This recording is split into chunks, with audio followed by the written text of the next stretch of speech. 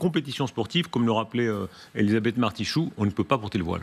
Ouais, en fait, il y a deux questions dans votre question. Il y a un point qui est politique et il y a un point qui est en termes de politique publique. Sur le point qui est politique, c'est que le gouvernement est des prisonniers d'injonctions contradictoires. C'est-à-dire qu'il doit sa tenue grâce au pacte de non-censure, donc grâce à l'aile gauche de la Macronie et le Parti socialiste, qui ont des positions qui sont antinomiques, et c'est le deuxième point, avec justement l'adhésion des Français, qui sont, selon les enquêtes d'opinion, entre 60 et 70%, qui estiment que la laïcité est menacée.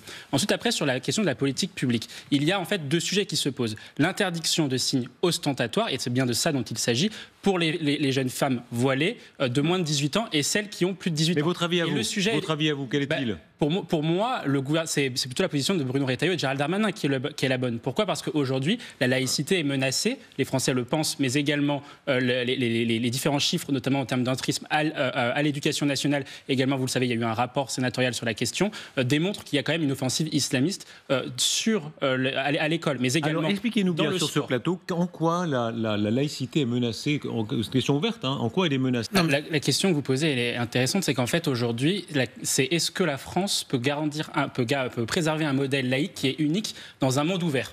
Notamment le fait que dans le monde occidental, ce modèle-là n'existe pas. Dans le monde arabo-musulman, dans lequel vient une partie de l'immigration, ce modèle-là n'existe pas ou n'existe plus, puisqu'il a existé quand même. La Turquie, Atatürk, la Syrie, etc. ont été des modèles de laïcité. Et donc la question se pose. Ensuite, après, une fois qu'on dit cela, la question qui est quand même centrale, c'est la laïcité aujourd'hui est attaquée par un certain nombre de courants politiques, et notamment l'islamisme. Et donc, à partir de cela, il faut se dire aujourd'hui, et revenir sur vraiment revenir sur les bases. C'est-à-dire la base, c'est le rapport de la commission Stasi sous Jacques Chirac qui a listé les signes ostentatoires. Et le voile en fait partie. Est-ce que ce modèle est encore tenable ? C'est-à-dire, est-ce qu'on arrive à un moment où simplement la logique démographique fait qu'on est à la limite de ce modèle ?